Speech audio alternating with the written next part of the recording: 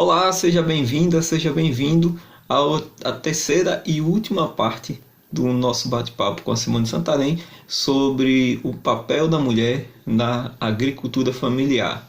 Se liga aí que tem muita coisa importante que ela vai trazer agora nessa parte final e que com certeza vai enriquecer muito aí os seus conhecimentos.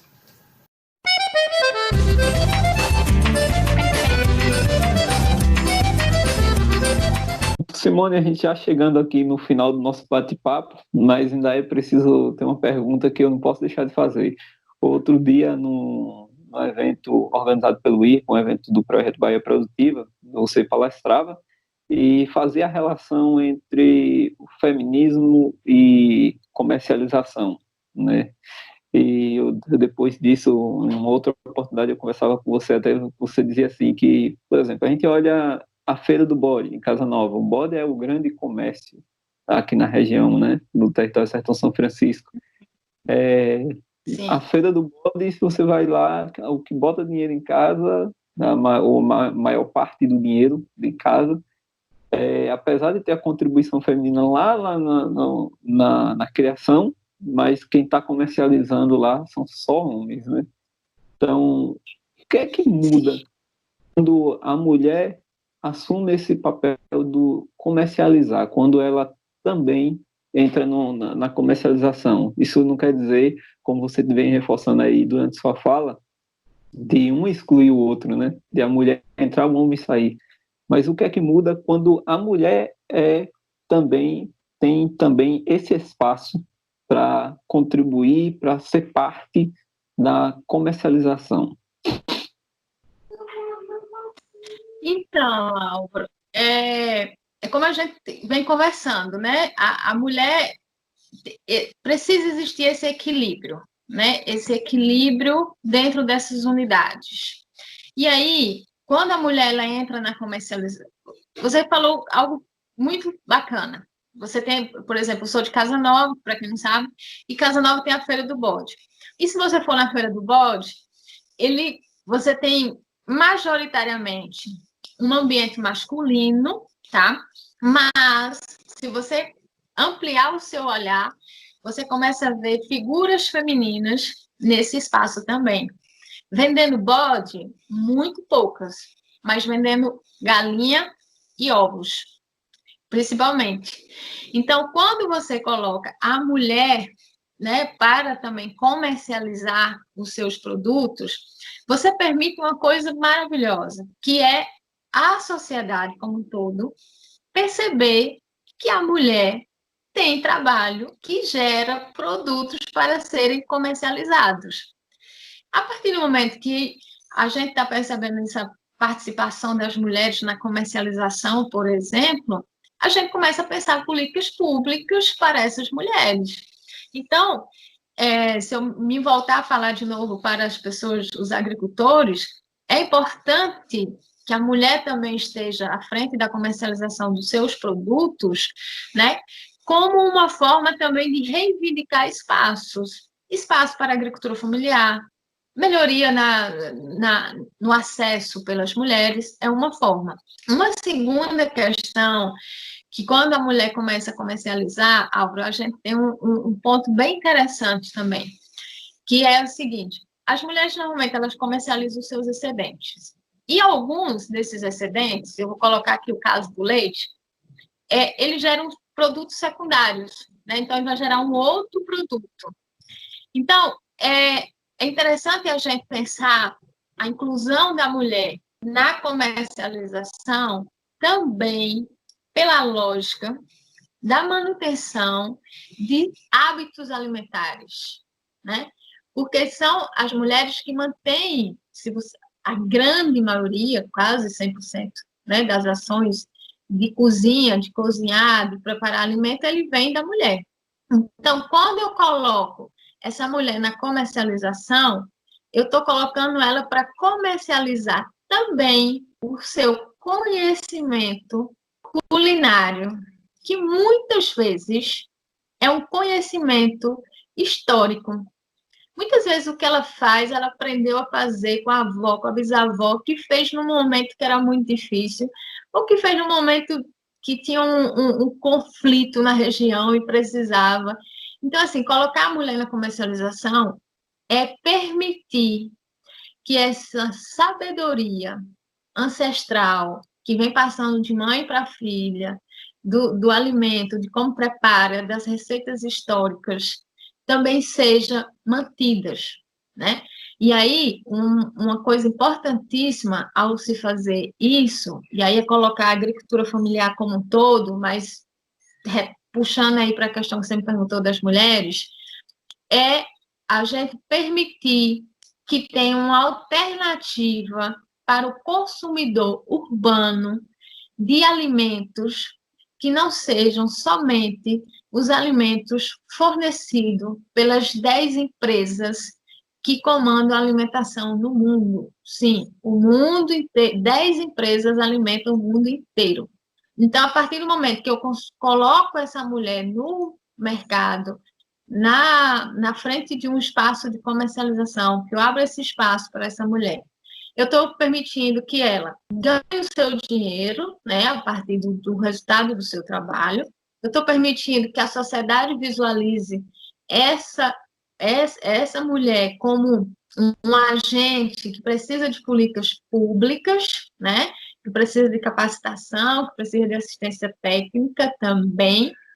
Eu estou possibilitando que essa mulher traga para o consumidor urbano, mas pode também ser um consumidor rural, claro, informações sobre alimentos, sobre histórias alimentares, sobre receitas, sobre algo que, se não é passado, nós vamos perder, né? Alimentos que, se não forem tratados, se não forem mantidos, ela vai se perder. E a mulher, por que ela não deixa perder isso? Porque a mulher, normalmente, ela coleta tudo para levar para a feira para vender. Então, se vai ter um murici, ela vai levar e a pessoa vai chegar e falar, mas o que é isso? É murici, que dá uma paçoca maravilhosa, que é extremamente nutritivo. O gergelim já vai levar ali uma paçoca com rapadura e tudo mais. Então, percebe que incluir a mulher na comercialização é incluir uma diversidade produtiva, é incluir histórias gastronômicas, que por muitas vezes também são a história das pessoas, do povo. Então, assim, é de suma importância. E aí, só para finalizar, porque você já me estava nos finalmente, uma coisa que não poderia deixar de falar: incluir a mulher na comercialização é dar autonomia financeira para essas mulheres. E a autonomia financeira, Álvaro, é o principal mecanismo para tirar as mulheres das situações de violência. Então, a mulher, ela precisa ser incluída para que ela tenha o seu recurso financeiro e ela possa, se ela estiver numa situação de violência doméstica, ela ter segurança financeira de que ela pode sair dali e ela não vai morrer de fome. Então, todas essas outras que eu falei são super importantes, mas essa última, que permite a autonomia financeira das mulheres e tira elas de situações de violência doméstica, eu entendo assim como a prioridade ao colocar a mulher nos espaços de comercialização. Muito bem, Simone. Eu vou ainda fazer uma outra pergunta, porque eu o bate-papo vai puxando, né, outras coisas, e aí tem uma coisa que é muito interessante, que o trabalho da gente possibilita, que é de colocar na cabeça das pessoas uma sementinha ali, né, para germinar e aí ir produzindo outras sementes de outras tantas coisas. E uma necessidade que eu senti agora é de, na sua visão, né, falar sobre que políticas públicas fortalecem ou poderiam fortalecer o papel da mulher na agricultura. Perfeito, Alva. A mulher rural, ela precisa ter acesso à terra, né? Nós temos um dado do Censo 2017 que mostrou que no Brasil 19% dos estabelecimentos rurais são dirigidos por mulheres. Isso está a agricultura familiar e a agricultura convencional. Desses 17 ou 19% nacional, quando eu for para a região Nordeste, que é a qual que nós nos encontramos, esse número vai para 57%. Então, 57% dos estabelecimentos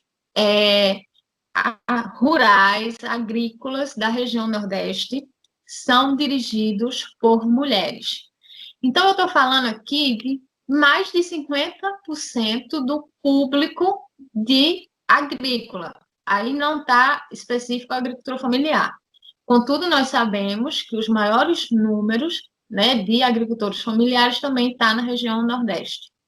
Então, se eu tenho um número geral, incluindo agricultoras familiares ou não, de 57% de mulheres sendo proprietárias das áreas, das propriedades rurais, né, estamos gerenciando, melhor falando, gerenciando as propriedades rurais, eu tenho que pensar políticas públicas para essas mulheres, né?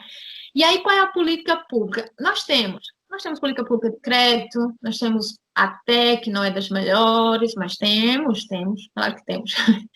Nós temos um pouco de acesso à água, enfim, mas são muito ínfimos ainda. Quando eu falo especificamente do crédito, é muito difícil as mulheres conseguirem crédito. Você tem um Pronaf mulher, mas eu já vi casos onde os bancos requisitam a assinatura masculina para poder liberar o crédito para essa mulher. Dá a sensação de estar vivendo há uns 5 séculos atrás, mas é isso mesmo que nós temos. Então, que políticas públicas? Nós precisamos reforçar as políticas que nós temos, do crédito, por exemplo, precisamos reforçar as políticas que dê registro de terras para essas mulheres, porque tem muitas mulheres que estão na propriedade, estão gerenciando essas propriedades, mas elas ainda não são suas.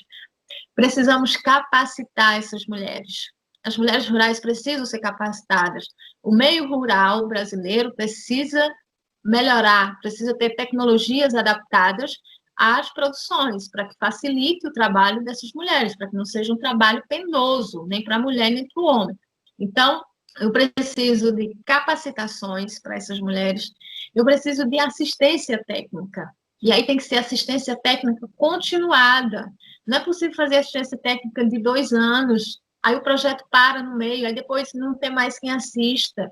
Gente, é preciso, assim, por mais que você vá produzir um tomate, um alface, ou vai produzir, não sei, uma selga, você precisa ter conhecimento. Porque vai dar uma lavra, vai dar um inseto, vai dar qualquer coisa, as mulheres precisam ter conhecimento. Então, a gente precisa muito de assistência técnica, principalmente de assistência técnica.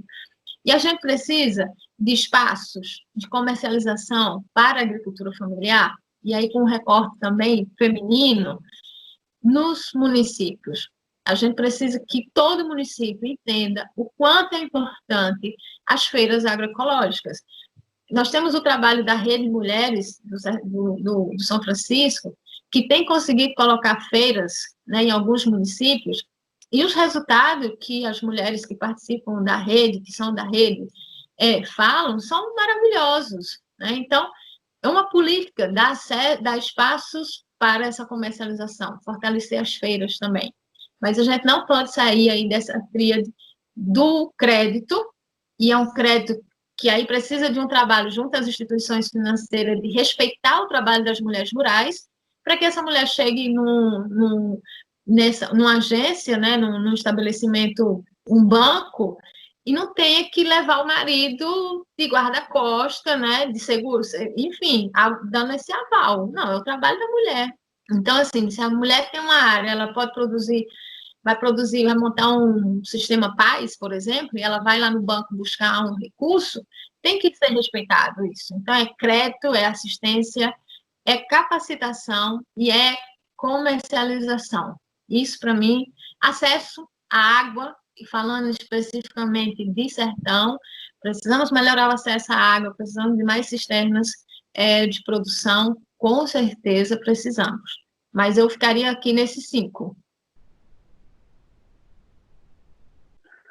Muito bom, Simone. Muito obrigado pela sua colaboração aqui conosco.